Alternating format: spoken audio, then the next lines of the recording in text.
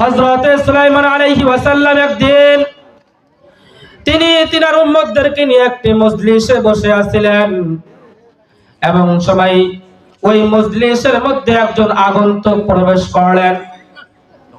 মুসলমান বাবাজিরা এদিকে ধ্যান দিয়ে খেয়াল দেই, ওই মজলিসের মধ্যে একজন আগন্তুক প্রবেশ করলেন। প্রবেশ করার পরে হযরত সুলাইমান আলাইহি ওয়াসাল্লামের সাথে কথা বলেন।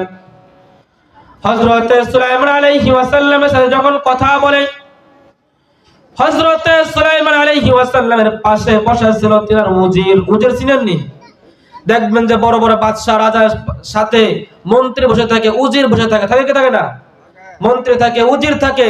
ঠিক তেমনি ভাবে হযরত সুলাইমান আলাইহি ওয়াসাল্লামের পাশে বসে থাকা উজির, সেই উজির দেখে ওই আগন্তুক হযরত সুলাইমান আলাইহি ওয়াসাল্লামের সাথে কথা বলে ঠিকই, কিন্তু বারবার সেই উজিরের দিকে তাকায়।